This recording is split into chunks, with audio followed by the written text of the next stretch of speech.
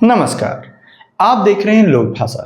दुनिया की भू राजनीति में अक्सर कहा जाता है कि न तो कोई स्थायी दोस्त होता है और न ही कोई स्थायी दुश्मन। स्थायी होते हैं तो सिर्फ राष्ट्रीय हित। आज यह बात सच साबित हुई है। एक तरफ यूक्रेन युद्ध को लेकर अमेरिका पिछले 2 साल से रूस पर प्रतिबंधों का जाल बुन रहा था और भारत पर दबाव बना रहा था कि वह रूसी तेल खरीदना बंद करे, लेकिन आज उसी अमेरिका ने अपने घुटने टेकते हुए भारत को रूसी तेल खरीदने के लिए 30 दिनों की विशेष और अस्थायी छूट दे दी है। यह सिर्फ एक व्यापारिक फैसला नहीं है, बल्कि दुनिया के सबसे शक्तिशाली देश का एक बहुत बड़ा स्ट्रैटेजिक यू टर्न है। आखिर ऐसा क्या हुआ कि कल तक भारत की रिफाइनरियों को धमकाने वाले वॉशिंगटन आज खुद रूसी तेल के उन जहाजों को भारत भेजने के लिए बेताब हैं जो हफ्तों से समुद्र के बीचों बीच फंसे थे। क्या अमेरिका को ईरान से डर लग रहा है? क्या भारत की ऊर्जा सुरक्षा के सामने सुपर पावर को झुकना पड़ा? आज की इस विशेष रिपोर्ट में हम आपको यही बताएंगे। इस पूरे घटनाक्रम के केंद्र में है मध्य पूर्व का उबलता हुआ तनाव। ईरान और इजरायल के बीच छिड़ी जंग में वैश्विक तेल बाजार में हाहाकार मचा दिया है। अमेरिका को इस बात का एहसास हो गया है कि अगर उसने रूस के तेल पर पाबंदी जारी रखी और दूसरी तरफ ईरान ने तेल की सप्लाई रोक दी तो दुनिया भर में पेट्रोल डीजल की कीमतें इतनी बढ़ जाएंगी कि अमेरिका की अर्थव्यवस्था संभल नहीं पाएगी। रॉयटर्स की रिपोर्ट के मुताबिक 2 वरिष्ठ अमेरिकी अधिकारियों ने पुष्टि की है कि वॉशिंगटन ने रूस के ऊर्जा क्षेत्र पर प्रतिबंधों के बावजूद भारत के 30 दिन के विंडो दी है। इसका मुख्य कारण है स्ट्रेट ऑफ हॉर्मुज। यह समुद्र का वो संकरा रास्ता है जहां से दुनिया की 20% कच्चा तेल और एलएनजी गुजरता है। ईरान ने धमकी दी है कि वह इस रास्ते को ब्लॉक कर सकता है। अगर ऐसा हुआ तो वैश्विक तेल बाजार में ब्लैकआउट जैसी स्थिति आ जाएगी। यही वजह है कि अमेरिका ने अपनी नाक बचाते हुए एक रास्ता निकाला। अमेरिकी वित्त मंत्री स्कॉट बेसेंट ने साफ किया कि इस 30 दिनों की छूट का उद्देश्य ग्लोबल मार्केट में तेल की उपलब्धता बनाए रखना है। अमेरिका चाहता है कि रूसी तेल बाजार में आते रहे ताकि सप्लाई में कोई कमी ना हो और कीमतें नियंत्रण में रहे।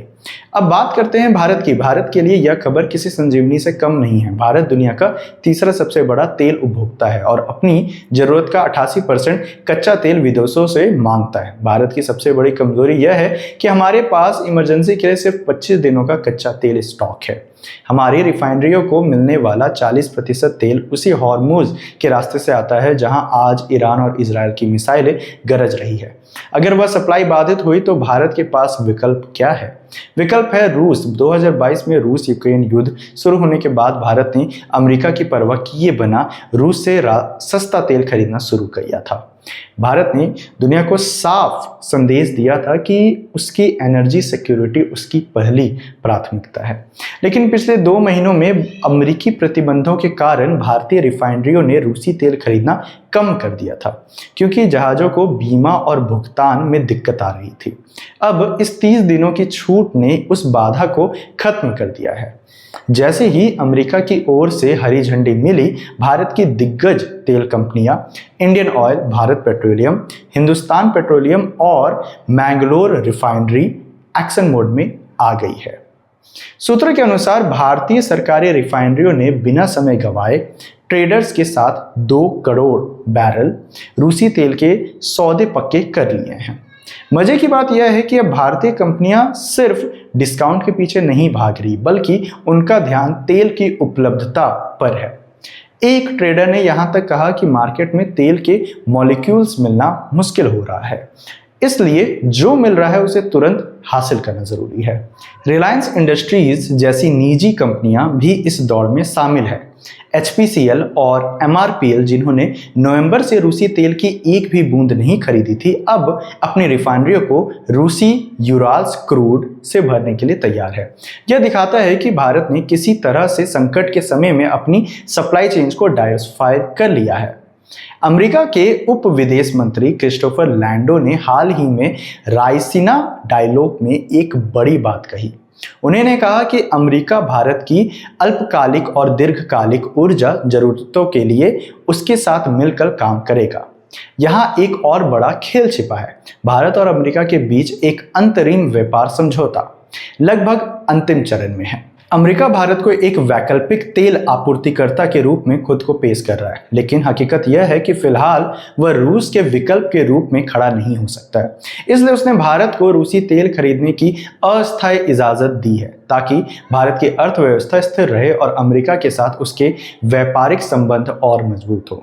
विशेषज्ञों का मानना है कि यह 30 दिनों की छूट दरअसल एक टेस्ट रन है। अगर मध्य पूर्व में तनाव बढ़ता है तो इस छूट को और आगे भी बढ़ाया जा सकता है। अमेरिका को पता है कि अगर भारत की अर्थव्यवस्था तेल की वजह से डगमगाती है तो इसका असर पूरे एशिया पर पड़ेगा और फिर पूरी दुनिया पर पड़ेगा। कुल मिलाकर देखा जाए तो यह पूरी खबर भारत की विदेश नीति की एक बहुत बड़ी जीत है। भारत ने न तो अमेरिका का साथ छोड़ा और न ही रूस से अपनी दोस्ती तोड़ी। भारत ने संतुलन बनाए रखा और आज नतीजा सबके सामने है। अमेरिका जो कल तक प्रतिबंधों की भाषा बोलता था, आज वह भारत की ऊर्जा सुरक्षा की वकालत कर रहा है। लेकिन 30 दिन बाद क्या होगा? क्या यह छूट बढ़ेगी या फिर से दबाव शुरू होगा? यह इस बात पर निर्भर करेगा कि इजरायल और ईरान के बीच की आग कितनी दूर तक जाती है। फिलहाल के लिए भारत की रिफाइनरियों को राहत मिल गई है और आने वाले हफ्ते में रूसी तेल की खेप भारतीय बंदरगाहों पर पहुंचनी शुरू हो जाएगी।